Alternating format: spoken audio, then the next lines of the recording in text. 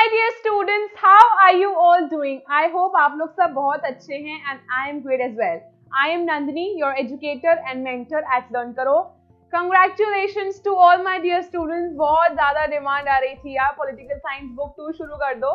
Political science book 2 शुरू कर दी है हमने, जो इंडियन पॉलिटिक्स की बात करती है. ठीक है, हम इंडियन पॉलिटिक्स पढ़ेंगे. आपको पता है आपको ये बहुत इंटरेस्टिंग लगने वाला है. Why? Because we will relate it to our daily life. जो हम सुनते हैं डेली लाइफ में about Indian politics, you would be able to relate it well. इसलिए आपको ये बुक बहुत इंटरेस्टिंग लगने वाली है. ऑल राइट, तो एक बार कमेंट बॉक्स में थैंक यू जरूर लिख देना. स्टार्ट कर रहे हैं हम लोग. अच्छा ठीक है, थैंक यू नहीं, we are here to help you only. Thank you की कोई बात नहीं है. एंड न्यू हो इस चैनल पे सब्सक्राइब जरूर कर देना. पॉलिटिकल साइंस बुक 2 शुरू कर रहे हैं हम लोग. ये चैप्टर 1 है, which is the challenges of a new nation. Challenges of nation क्या थे, क्या देखो क्या हुआ जब इंडिया को इंडिपेंडेंस मिली. तो इंडिपेंडेंस के साथ साथ इतना इजी नहीं था इंडिया के लिए जो आज इंडिया है और उस टाइम पे था. 1947 में इंडिपेंडेंस मिली थी हमें. It was not cake walk नहीं था इंडिया के लिए. बहुत चीजें, स्ट्रगल्स थे, इंडिया को यूनाइट करना पड़ रहा था, बहुत सारे चैलेंजेस थे. तो उन चैलेंजेस के बारे में हम लोग पढ़ेंगे. फिर हम पढ़ेंगे सरदार वल्लभ भाई पटेल ने भी बहुत इंपॉर्टेंट रोल प्ले किया था. बहुत इंपॉर्टेंट क्वेश्चन आता है उनके ऊपर. Also there is a different reference material भी आपको सीबीएसई ने प्रोवाइड किया है. हम उसको भी डिटेल में थोड़ा सा पढ़ेंगे. So let us begin. All right, start करें. ठीक है, फिर challenges of the new nation क्या है, चैलेंजेस क्या थे न्यू नेशन के. देखो, at the hour of midnight India attend independence. देखो, इंडिया को इंडिपेंडेंस मिली थी. India got independence on 15th of August 1947 में मिली थी ना, 15th August 1947. और आपको पता है 14th August 1947 में पाकिस्तान का इंडिपेंडेंस डे मनाया जाता है. हम सबको पता है, आपको भी पता है, मुझे भी पता है. 15th August को इंडिया का मनाया जाता है इंडिपेंडेंस डे. तो 12 बजे के बाद इंडिया को मिली थी. 12 o'clock के बाद, रात के 12 बजे के बाद इंडिया को इंडिपेंडेंस मिली थी. और 12 बजे से पहले पाकिस्तान को इंडिपेंडेंस मिल गई थी. ठीक है, ये दोनों पाकिस्तान और इंडिया एक ही थे ना, ब्रिटिश इंडिया बोलते थे उसको. तो 12 बजे के बाद मिली थी, इसलिए इसे 15th अगस्त कहा जाता है, इसे 14th अगस्त कहा जाता है. फिर क्या हुआ था, हमारे सबसे फर्स्ट प्राइम मिनिस्टर कौन थे? जवाहरलाल नेहरू. ये हम बचपन से पढ़ते हुए आ रहे हैं. तो at the hour of midnight, 15th अगस्त तभी बताया हुआ है, मिडनाइट के बाद हुआ था. 15 अगस्त इसलिए 1947 को हमारा इंडिपेंडेंस डे बनाया जाता है. India got independence. India independent हो गया था.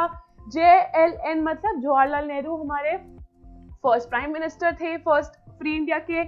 The famous tryst with destiny. The famous tryst with destiny हमारी स्पीच दी थी जवाहरलाल नेहरू ने रेड फोर्ट के ऊपर खड़े होकर दी थी. ऑल राइट, और लाल किला बोलते हैं रेड फोर्ट को. tryst with destiny आपने पढ़ा होगा. At the stroke of midnight hour, when world sleeps, India awakes to life and freedom. याद है कुछ? ये ही स्पीच से स्टार्ट हुआ था. बहुत फेमस स्पीच है इनकी. फिर इंडिया हैड 2 गोल्स. इंडिया के 2 बहुत इंपॉर्टेंट गोल्स थे. एक एक चीज ध्यान से पढ़ना. अगर आप मेरे साथ बहुत अच्छे से समझोगे ना, आपको कोई इधर उधर जाने की जरूरत नहीं पड़ेगी. अगर आप ये जो मैं बोर्ड पे पढ़ा रही हूँ, आपको यही कॉन्सेंट्रेट कर लोगे ना, आई विल अश्योर यू आपके बहुत अच्छे मार्क्स आ जाएंगे. और फिर भी नोट्स ऐप में दे रखे हैं, एक्स्ट्रा नोट्स, उनको रीड कर सकते हो, डेफिनेटली कर सकते हो. ये सब भी मेरे नोट्स ही हैं. ये सब नोट्स भी अवेलेबल होंगे ऐप पर, उसके बारे में हम बात कर लेंगे. अभी आप समझो. India had 2 goals, 2 major goals थे इंडिया के. Almost everyone agreed upon. सब अग्री करते थे कि हाँ, ये सब गोल्स को हमें अग्री करना पड़ेगा, इनको फॉलो करना पड़ेगा. एक था दैट आफ्टर इंडिपेंडेंस के बाद we shall run our country through democracy. 2 बहुत इंपॉर्टेंट रोल्स थे. मेरे से सुन लो पहले. एक तो हमें चाहिए डेमोक्रेसी. सब कहते थे डेमोक्रेटिक गवर्नमेंट ही वर्क करेगी, डेमोक्रेसी चाहिए. सेकंड पॉइंट क्या था? That it will work for all of the people and specially it will concentrate upon whom? It will concentrate upon poor as well as disadvantaged people. जिनको बहुत सारे privileges नहीं मिले हुए हैं, जो इतने ज्यादा वेल ऑफ नहीं है, पिक्यूनरी है, पिन्यूरी है, कुछ भी बोल दो, जो बहुत ज्यादा वेल ऑफ नहीं है, डिसएडवांटेज ग्रुप है, बहुत सारे प्रिविलेजेस उन्हें नहीं मिले हुए हैं, our country will concentrate upon those people as well. तो इसमें ही लिखा हुआ है इंडिया के 2 गोल्स थे, ऑलमोस्ट एवरीवन अग्री, सब उस पर अग्री करते थे। वन, दैट इंडिपेंडेंस के बाद we shall run our country through democratic government, democracy आएगी, डेमोक्रेटिक गवर्नमेंट के थ्रू इंडिया रन होगा। And second, that government will run for the good of all, benefit of all, कुछ भी बोल दो, specially poor and the disadvantaged people. ये बात क्लियर हुई है। फिर 3 चैलेंजेस, ये क्वेश्चन बहुत इंपॉर्टेंट है, 6 मार्क्स में आता है क्वेश्चन, बहुत इंपॉर्टेंट है, बहुत ज्यादा इंपॉर्टेंट है। ये क्वेश्चन आता जरूर है 6 मार्क्स में। इसमें क्या बताया कि 3 चैलेंजेस जो नेशन ने फेस करे। आपको ना क्वेश्चन आएगा, right any 3 challenges faced by the nation, ठीक है, आफ्टर इंडिपेंडेंस। बट आप कोई भी चैलेंज लिखकर नहीं आओगे। It's not that you going to write any challenge, आपको यही 3 चैलेंजेस लिखने हैं। यही 3 चैलेंजेस एनसीईआरटी में दिए हुए हैं और यही मेन चैलेंजेस थे जो हमारा नेशन ने फेस करे थे। इनको ही डिटेल में बात करनी है आपको, इन्हीं को अच्छे से लिखना है। हम डिटेल्ड नोट्स आपको ऐप में प्रोवाइड करेंगे। फिर challenge was to shape a nation that was united, मतलब सबसे पहला इसका मोटिव क्या था? सबसे पहला इसका मोटिव था इंटीग्रेशन। चैलेंज था ये एक, integration was to shape the nation that was united, also it had a lot of varieties, सबकी हेरिटेज, कल्चर, रिलीजन बहुत अलग था। ऐसे लोगों को यूनाइट करना, इंटीग्रेट करना अपने आप में एक बहुत बड़ा टास्क बन चुका था। ये बात समझ आई? चैलेंज यही था, challenge was to shape a nation that was united, unite करना था। Why? Because it had a lot of varieties, different languages थी, सब लोग की लैंग्वेज डिफरेंट है, रिलीजन डिफरेंट है, alright, different cultures, heritage, languages, religion, ये सब अलग है। तो ऐसे लोगों को इंटीग्रेट करना अपने आप में क्या हो जाएगा? एक चैलेंज हो जाएगा। Because a person of one religion would like that his country should be such, उसकी कंट्री में वही रिलीजन फॉलो हो जिस रिलीजन का वो बिलोंग करता है। तो इंटीग्रेशन बहुत बड़ा चैलेंज बन चुका था हमारे नेशन के लिए। Alright, second challenge was to establish democracy. See, democracy establish करना बहुत इंपॉर्टेंट था। Why? Because people wanted to appoint the person, जो वो लोग अपॉइंट करे, that the representative should be appointed by whom? Representative should be appointed by the people only. Democracy में हम यही पढ़ते थे ना, of the people, by the people, for the people. All right. तो लोग चाहते थे, सेकेंड चैलेंज यही था, लोग डेमोक्रेसी लाना चाहते थे। Everybody agreed upon having a democratic government और डेमोक्रेसी एस्टैब्लिश करना। सी, डेमोक्रेसी ऑलरेडी जो एस्टैब्लिश्ड कंट्रीज हैं या फिर डेवलप्ड कंट्रीज हैं उसमें लाना मुश्किल नहीं है, बट डेमोक्रेसी एक ऐसी कंट्री में लाना जो अभी अभी फ्री हुई है, जिसको अभी अभी इंडिपेंडेंस मिली है, उसमें एक टफ टास्क था, डेफिनेटली टफ टास्क। ऑलराइट, अब यहां देखो थर्ड चैलेंज क्या था। Third challenge was to ensure the development and well-being of the entire society। देखो, जब ब्रिटिशर्स इंडिया को छोड़कर चले गए थे ना, तो वो इंडिया को इतना एक्सप्लॉइट करके गए थे, वो सिर्फ अपने मतलब के लिए इंडिया को यूज करते थे। They did not at all thought of the people that were living, जो लोग रह रहे थे। डेवलपमेंट तो बहुत दूर की बात है, डेवलपमेंट तो कभी हुई नहीं ना, ब्रिटिशर्स ने सोचा ऐसा कि हम डेवलपमेंट की तरफ सोचेंगे भी। तो एक बहुत बड़ा चैलेंज क्या बन गया था? Development and wellbeing of the entire society, that लोगों को भी ड्यू इंपॉर्टेंस मिले, as well as they should also be developed। Development होना बहुत जरूरी था। Development does not necessarily means infrastructure development। Development can means the all round development also, health, education, ये सब चीजों का development also। Here the constitution clearly laid the principle of equality। Article 14 कहता है principle of equality and special protection to all। तो यही एक constitution में ले डाउन तभी किया गया था कि सबको, everybody should be treated equally, कि जो पुअर और डिसएडवांटेजेस ग्रुप भी हैं उनको पिछड़ ना जाए, उनको भी इक्वल अपॉर्चुनिटी मिले। तो प्रिंसिपल ऑफ इक्वालिटी एस्टैब्लिश कर दिया गया था। प्रिंसिपल ऑफ इक्वालिटी का मतलब यही नहीं है कि जो पुअर है, डिसएडवांटेज है और जो रिच है, बहुत वेल ऑफ है, उसको और उनको इक्वल ट्रीट किया गया था। प्रिंसिपल ऑफ इक्वालिटी कहता है ट्रीटिंग इक्वल्स इक्वली, मतलब रिच को इतने एडवांटेजेस नहीं मिले, पुअर को एडवांटेजेस मिले, so that both of them come at par with each other. At par मतलब ना उसको बहुत ज्यादा प्रॉफिट हो और इसको लॉस ना हो, उसको बल्कि थोड़ा सा प्रॉफिट हो कि ये लोग एट पार आ जाए। ऑलराइट, इनसे टैक्सेस ले लिए जाते थे, इनको सब्सिडीज मिलती थी, तो एट पार ये लोग काम कर सके। तो गवर्नमेंट का मेन मोटिव यही था। तो ये principle of equality lay down किया गया था कॉन्स्टिट्यूशन में। उससे पहले कॉन्स्टिट्यूएंट असेंबली थी, ठीक है। तो क्या होता है, अब हम कहते हैं इंडिया गॉट इंडिपेंडेंस 200 साल हो गए। क्यों? 1757 में 200 साल में इंडिया को इंडिपेंडेंस मिली थी। 1757 बैटल ऑफ प्लासी, इससे ब्रिटिशर्स को पार एक्वायर हुई थी इंडिया की। फिर 1947, ऑलमोस्ट नियरली 200 इयर्स ही हो गए, ठीक है। 1947 में इंडिया को इंडिपेंडेंस मिल गई थी। तो यार ये सब हिस्ट्री का पार्ट है, हिस्ट्री में आप लोग पढ़ते हो तो थोड़ा थोड़ा रिलेट करो इस चीज को, ठीक है। अगर हिस्ट्री हम लोग डिस्कस करने लग गए तो वो बहुत लेंथ में हो जाएगा, we will not get into that. Alright, हम पॉलिटिकल साइंस पढ़ रहे हैं, we will concentrate on that. तो हमें 3 चैलेंजेस समझ आ गए हैं, पहले मेरे साथ रिपीट करो। सबसे पहला चैलेंज कौन सा था? The very first challenge was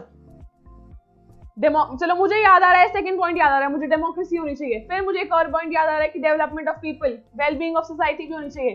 फिर फर्स्ट पॉइंट तो मुझे ध्यान ही नहीं आ रहा है, कौन सा चैलेंज था? इंटीग्रेट करना था। इंटीग्रेट करना है किसको? इंटीग्रेट द रिलीजियस, जो रिलीजियस कम्युनिटीज हैं, सबके अपने अपने रिलीजन थे, इंटीग्रेशन करना, यूनाइट करना नेशन को with all the diversities that were there. इतनी सारी वैरायटीज थी रिलीजन लैंग्वेज के बेसिस के ऊपर। तो हमें 3 पॉइंट समझ आ गए। सबसे पहला इंटीग्रेशन ऑफ द नेशन, जो अलग अलग रिलीजन है उसके बेसिस के ऊपर किसी को भी ऐसा ना हो कि वो लेफ्ट आउट फील करे, सबको इंपॉर्टेंट। तभी आपको पता है इंडिया एक सेक्युलर स्टेट है, उसने कभी भी एक रिलीजन को इंपॉर्टेंस नहीं दिया है, कभी भी ये नहीं कहा कि इस रिलीजन को इंपॉर्टेंस दिया जाएगा। ऑलराइट, सेकंड क्या था? डेमोक्रेसी लाना। क्यों? क्योंकि एक डेवलपिंग कंट्री में डेमोक्रेसी लाना, जिसको अभी भी इंडिपेंडेंस मिली है, बहुत इजी टास्क नहीं है। द वेरी थर्ड ऑप्शन क्या है हमारा? थर्ड ऑप्शन नहीं, थर्ड पॉइंट हमारा क्या है? Third point is development and well-being of the society on the whole. Principle of equality was established, और एक और चीज establish की गई थी, principle of equality and special protection to all, special protection to poor and disadvantaged group. ये बात clear हो गई है। ये challenges को आपको थोड़ा सा लेंथ में लिखना पड़ेगा और ये लेंथ में आपको नोट्स प्रोवाइड हुए हैं, आपको वो चीज समझ आ जाएगी। ऑलराइट, मैंने आपको समझा दिया है, जब समझोगे तो लिख कर भी आओगे अच्छे से। ऑलराइट, जब मैं आपके साथ यहाँ पे लर्न कर रही हूँ, आपको भी मेरे साथ लर्न करना है, हम दोनों साथ में करेंगे ना, याद हो जाएगा। फिर पार्टीशन की बात कर रहे हैं, talking about displacement and rehabilitation, ठीक है। इसको डिटेल में पढ़ते हैं। 15 अगस्त 1947, not one but 2 nation states came into existence. Like I told you, 12 बजे से पहले पाकिस्तान को इंडिपेंडेंस मिल गई थी, उसके बाद इंडिया को मिल गई थी 15 अगस्त 1947 को। तो 2 नेशंस इनटू बीइंग आए थे, सिर्फ एक नहीं, 2 nation states came into existence. What were they? India and Pakistan. This was a result of partition. Partition हो गया था इंडिया और पाकिस्तान का। लाइक आई टोल्ड यू पहले इंडिया पाकिस्तान एक ही थे, ब्रिटिश इंडिया था। डिवीजन ऑफ ब्रिटिश इंडिया, देखो इसमें लिखा हुआ है इनटू इंडिया एंड पाकिस्तान, 2 में डिवाइड हो गए थे। फिर according to the 2 nation theory, Muslim League ने 2 नेशन थ्योरी निकाली थी। तो वो थ्योरी क्या कहती है? 2 nation theory consisted of not 1, 2 नहीं, सिर्फ एक नहीं था, but there were 2 people, Hindus and Muslims.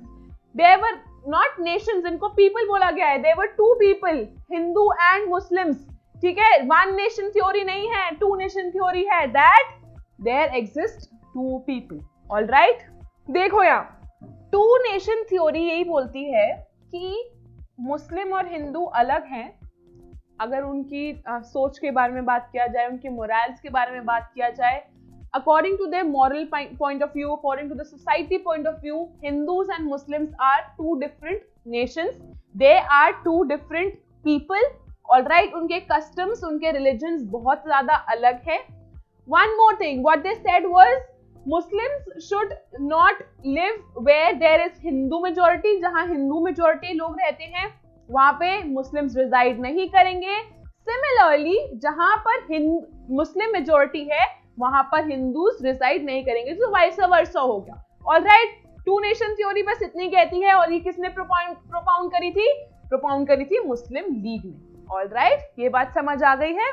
चलो ठीक है। ये सब हम पुरानी बातें पढ़ रहे हैं, अब हम किसी के बारे में कुछ डिफरेंशिएट नहीं करते हैं, ठीक है। हम we are good people, we should not do like this. अब हम आने वाली जनरेशन है, हमें ये सब चीजें दिमाग में नहीं लगानी है, ये हम पढ़ रहे हैं कि उस टाइम पे क्या हुआ था, ठीक है। फिर चलो, that is why it demanded Pakistan a separate country for Muslims. आपको पता है एक माइंडसेट ऐसा हो गया था लोगों का कि पाकिस्तान को एक मुस्लिम कंट्री बना दिया जाए, अलग हो जानी चाहिए। टू नेशन थ्योरी की बात कर रहे हैं तो Pakistan should be set aside, उसको एक अलग मुस्लिम मेजोरिटी कंट्री बोल देंगे। The Congress oppose this theory, Congress इस थ्योरी को अपोज करती थी डेफिनेटली। गांधी की बात कर लो, खान अब्दुल गफर खान, ये भी कहते थे कि ऐसा नहीं होगा कि मुस्लिम सारे पाकिस्तान में जाएंगे और हिंदू सारे इंडिया में नहीं रहेंगे। No, this is not done, we are all one, we all have to live together. It's not that Muslims will go to Pakistan and Hindus will reside in India. वो इस थ्योरी के बिल्कुल against थे। वो हिंदू और मुस्लिम में फर्क नहीं करना चाहते थे, वो पाकिस्तान और इंडिया को ऐसा नहीं करना चाहते थे कि वहां सब ये रहेंगे। उनको लगता था एक मिलजुट कर रहे हैं, ऑलराइट, यूनिटी की बात करते थे। फिर पटेल ने भी, सरदार वल्लभ भाई पटेल जो हमारे होम मिनिस्टर थे उस टाइम पे, उन्होंने क्या हेल्प करी थी, उन्होंने हेल्प करी थी हमारे स्टेट्स को जोड़ने में, मतलब कि कौन कौन से स्टेट्स इंडिया में आएंगे, कौन से पाकिस्तान में जाएंगे, उसके लिए उन्होंने काम किया था। वो भी हम आगे पढ़ेंगे। आपको एक बहुत फनी बात बताऊं, देखो जैसे ये बात हुई ना टू नेशन थ्योरी की, that Muslim majority will stay in Pakistan and this will stay in this Hindus will stay in India. आपको एक बहुत फनी बात बताती हूँ, all the Hindus were actually residing इन पाकिस्तान, ठीक है, और सब Muslims were living in India, ठीक है। तो ये उल्टा हो रहा था ये सब। तो आप अभी हम आगे पढ़ेंगे, I will just give you this reference also कि मैंने आपको ये बात बताई थी, but actually this was the thing, they were foreigners in their own land. वो जहां रह रहे थे ना, वो अपने लैंड में ही फॉरेनर थे। So like this is so different. I mean, जो आप जहां रहना चाहते हो, तो मुस्लिम्स को यहां से चल के वहां जाना पड़ा, फिर हिंदूज वहां से चल के यहाँ रहे थे अपने होमलैंड में। सो और बहुत कम टाइम दिया गया था उन्हें। चलो उसके बारे में हम आगे पढ़ेंगे। अब नेक्स्ट देखते हैं। चलो फिर प्रोसेस की बात करें, पार्टीशन का प्रोसेस क्या था। ये टॉपिक्स बहुत ज्यादा इंपॉर्टेंट है, इसको समझो बहुत अच्छे से। Even if you can not rectify, रट्टो मत इसको यार, बट एटलीस्ट समझो इस चीज को, so you can just learn it with me. मेरे साथ लर्न कर लो, you will be able to write the answer perfectly, बहुत अच्छे से लिख सकोगे। It was decided that India would be divided, India को डिवाइड कर दिया गया था इंडिया एंड पाकिस्तान में। टू बी प्रिसाइज, ये ब्रिटिश इंडिया की बात कर रहे हैं, alright, this is not India, this is British India, British India की बात कर रहा है। फिर it was decided to follow the principle of religious majorities, like I told you, Muslim majority will stay in Pakistan whereas Hindu majority will stay in India. India एक Hindu majority state country रहेगी और पाकिस्तान एक Muslim majority country रहेगी। Religious majorities के ऊपर रहेंगे, ये बोला है। फिर it means that areas where Muslims were in majority would make up Pakistan, like I told you, Muslim majority Pakistan में होगी। The rest were to stay with India, rest of the people will stay with India, alright. ये बात समझ आई है, ठीक है। फिर there were two areas, one was in the east and one was in the west. There was no way that these two parts could be joined. अब ये क्या कह रहे हैं, देखो, जैसे ये इंडिया था ना, यहाँ पे तो था वेस्ट पाकिस्तान और यहाँ पर था ईस्ट पाकिस्तान। तो अब कहने का मतलब ये है, बीच में तो इतना बड़ा इंडिया आ गया, ये सारा इंडिया था, तो ये वेस्ट पाकिस्तान और ईस्ट पाकिस्तान को कैसे ज्वाइन कर दिया जाए। अगर आपने बुक 1 अच्छे से पढ़ी है तो आप ये बात रिलेट कर सकते हो कि ये जो ईस्ट पाकिस्तान था, ये तो बांग्लादेश बन गया था ना, याद है क्या, याद है कि नहीं है, या भूल गए हो। There were two areas, one was in the west and the other was in the east. There was no way that these two could be joined. All right. आपको पता है इनकी आइडियोलॉजी और इनकी आइडियोलॉजी में भी फर्क था। फिर ये बांग्लादेश में टर्न हो गया था बहुत सारा, इसके ऊपर भी बहुत बड़ी स्टोरी थी, मैंने आपको सुनाई थी, अगर आपको याद हो तो, ठीक है। अब उसको दोबारा नहीं रिपीट करेंगे, फिर देखते हैं, चलो। So it was decided that new country Pakistan will comprise two territories, एक तो west and east Pakistan, by a long expanse of Indian territory। तो ये डिसाइड किया गया था, although इंडिया बीच में रहेगा, एक साइड वेस्ट पाकिस्तान होगा और एक साइड ईस्ट पाकिस्तान होगा। फिर Khan Abdul Ghaffar Khan, like I told you, मैंने आपको बताया था ना, उसने अपोज किया था टू नेशन थ्योरी को। फिर Khan Abdul Ghaffar Khan, known as frontier Gandhi बोलते थे इनको, फ्रंटियर गांधी इनका नेम दिया गया था, he opposed to the two nation theory. देखो इसमें भी आ गया कि उसने अपोज किया था टू नेशन थ्योरी। आगे देखो, the other problem was that two of the Muslim majority provinces of British India, Punjab और बंगाल जो थे ना, had very large areas where the non-Muslims were majority। इसमें ये बताया हुआ है जो पंजाब और बंगाल थे ना, उसके अंदर मुस्लिम मेजोरिटी तो थी ही, बट नॉन मुस्लिम्स भी बहुत ज्यादा थे। हिंदूज एंड सिख्स वहां पे बहुत ही ज्यादा लोग भरे हुए थे पंजाब एंड बंगाल में। तो नेक्स्ट स्टेप क्या हुआ? It was decided that these two provinces, कौन-कौन से, Punjab and Bengal, would be split कर दिया जाएगा, डिवाइड कर दिया जाएगा according to the religious majority। मतलब जो religious majority है, हिंदू हो या मुस्लिम हो, ठीक है, at the distinct level, at the different level पे उनको डिवाइड कर दिया जाएगा। पंजाब और बंगाल की बात यहाँ पर हो रही है। फिर a very large number of people did not know on the day of independence also whether they were in India or in Pakistan। उनको क्योंकि ये नहीं पता था पंजाब और बंगाल भी स्प्लिट हो रहे थे, तो कौन सा पार्ट इंडिया को बिलोंग कर रहा है, कौन सा पार्ट पाकिस्तान को बिलोंग कर रहा है। इतना ज्यादा टर्मोइल था, इतनी ज्यादा डिस्टर्बेंस थी, बहुत दिक्कत हो रही थी लोगों को। They did not know whether they were in Pakistan और they were in India। उनको इस बारे में कोई इंफॉर्मेशन ही नहीं थी। ट्रेन पे चढ़ के लोग, इतना बुरा हाल था, इतना बुरा हाल था। कंडीशन हम पढ़ेंगे, क्या कॉन्सिक्वेंसेस थे वो सब हम पढ़ेंगे। वुमेन के साथ इतना दुर्व्यवहार हुआ, violence, too much of it. बहुत जल्दी, बहुत फ्यू आवर्स थे उनके पास भागने के लिए। So they people did not have any information as to which territory were they in. तो ये बहुत ज्यादा कंफ्यूजन थी, chaotic था बहुत ज्यादा। फिर the partition of these two provinces caused the biggest tragedy। बहुत बड़ी ट्रेजेडी हुई, यही ट्रैजिक था, बहुत बड़ी ट्रेजेडी हुई। किस का partition? Partition of Punjab and Bengal. Alright, of these two provinces we are talking about। फिर the other difficulty of the problems was that of minorities on both sides of the border। minorities की बहुत बड़ी दिक्कत थी, बहुत ही ज्यादा दिक्कत थी। Lakhs of Hindus and Sikhs in the areas that were now in Pakistan and an equally large number of Muslims on the Indian side of Punjab and Bengal found themselves trapped। Trapped इसलिए हो गए थे, Muslims India की side पे थे, Hindus Sikhs जो थे वो पाकिस्तान की साइड में हो गए थे। तो ये बहुत बड़ी कंफ्यूजन तो गाइस डेफिनेटली होगी ना। व्हाई? बिकॉज कहा ये गया था मुस्लिम मेजोरिटी लोग पाकिस्तान में रहेंगे, हिंदू मेजोरिटी लोग इंडिया में रहेंगे। इस पॉइंट को दोबारा पढ़ो, ये डिफिकल्टी थी। This was the difficulty of the problem of partition, that minorities on both sides of the border. Minorities जो थी, क्या माइनॉरिटीज कहने का मतलब ये है कि जो लोग जहां होने चाहिए थे वो वहां नहीं है, वो बल्कि दूसरी कंट्री में है, वो एलियंस हो गए हैं वहां पे, फॉरेनर्स हो गए हैं वहां पे। Therefore they wanted to return to their original country। ठीक है। फिर lakhs of Hindus and Sikhs in that area were now in Pakistan। Pakistan में तो वो minority हुए ना, क्योंकि पाकिस्तान में majority Muslims की होगी। Now that they have to be in their homeland, they are a minority in Pakistan। Similarly, Muslims are a minority in India। ये बात क्लियर हुई? तो एक minority की दिक्कत बहुत ज्यादा हो गई थी। Therefore, ये अपने आप को बहुत ज्यादा ट्रैप मान रहे थे। उन्हें लगा कि हमें बांध दिया गया है, we have been confined, we don't know how do we return, we don't know if we are in India, we are in Pakistan। They were trapped, they were confused, बहुत ज्यादा chaos हो गया था, बहुत ज्यादा chaotic हो गया था। They were to discover that they were undesirable। They were undesirable मतलब जो वहां पे नहीं होने चाहिए, unwanted थे। Unwanted aliens, aliens मतलब foreigners, जो कि होमलैंड में नहीं है, अपने कहीं बाहर आए हुए हैं, इन देयर ओन होम, जो अपने घर में ही उन्हें अब एलियन फील होने लग गया था। कोई मुस्लिम अगर इंडिया में रह रहा था तो उसे लगता था कि मैं I am an alien, I am a foreigner, जो मैं कितने टाइम से यहीं रह रहा हूँ, अब मेरे को फॉरेनर की तरह ट्रीटमेंट होगा। Why? Because I am a Muslim now, I have to return to Pakistan, right, in their land and where they were and their ancestors had lived for centuries।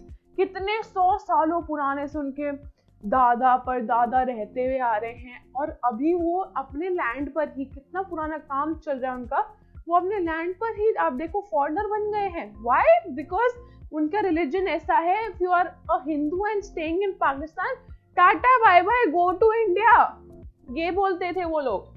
Alright, ये बात समझ आई। तो लास्ट पॉइंट पढ़ लेते हैं। As soon as it became clear that the country was going to be partitioned, very soon the violence went out. बहुत जल्दी दंगा होने लग गया, वायलेंस हो गई। कुछ 80 लोग अगर इधर उधर हुए थे, माइग्रेट हुए थे, तो कुछ 8 से 10 लाख डेथ भी हुई थी। एग्जैक्ट नंबर आपकी बुक में दिया हुआ है, हम पढ़ेंगे इसे। फिर वायलेंस हो गई, that went out of control, violence होनी ही थी। The minorities on both sides, minorities का मतलब समझ आ गया ना, कौन माइनॉरिटीज हो गए? जहाँ पे मेजोरिटी होनी चाहिए मुस्लिम्स की, वहाँ पे हिंदू और सिख भी रह रहे हैं, तो वहाँ पे वो माइनॉरिटीज हो गए। Minorities on both side of the border were left with no option except to leave their Holmes.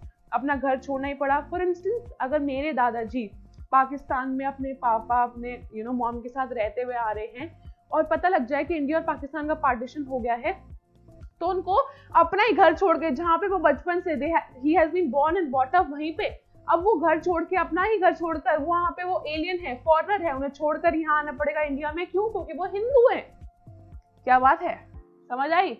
So they had to leave their homes, अपना घर छोड़ना पड़ा उन्हें। Often at a few hours notice, बहुत कम time मिला था उन्हें, कुछ ही घंटों के नोटिस पे उनको एकदम लीव करना पड़ा। लोग पैरों से चल चल के दर्द हो गए थे लोगों के पैर। They often had to come on foot also, इतना चलना पड़ता था, इतना किलोमीटर्स, क्योंकि ट्रेन सबको तो नहीं अकोमोडेट नहीं कर सकती थी ट्रेन, वो ट्रेन ही चलती थी उस टाइम पे। तो ठीक है, with this we come to an end of part 1। ये पार्ट 1 है। इसके बाद पार्ट 2 ऑफ द वीडियो आएगा, उसके अंदर कॉन्सिक्वेंसेस पढ़ेंगे और थोड़ा डिटेल में पढ़ेंगे ब्रिटिश ने कौन कौन सी स्टेट्स ले रखी थी, क्या हुआ उनके पार्टीशन के बारे में। फिर हम सरदार वल्लभ भाई पटेल के बारे में भी पढ़ेंगे, बहुत इंपॉर्टेंट है, वो क्वेश्चन आ सकता है, उसके बारे में थोड़ा सा डिटेल में पढ़ेंगे। I hope this video has proven useful. Part 1 political science book 2 शुरू हो गई है। कोई भी रिव्यूज है ना, आपको नहीं समझ आए कोई चीज, आप मुझे कमेंट बॉक्स में लिखो। कोई भी सजेशन है, any feedbacks are more than welcome, do tell me. नए हो सब्सक्राइब जरूर करके जाना। पॉलिटिकल साइंस का हम पॉलिटिक्स इन इंडिया कर रहे हैं, ठीक है।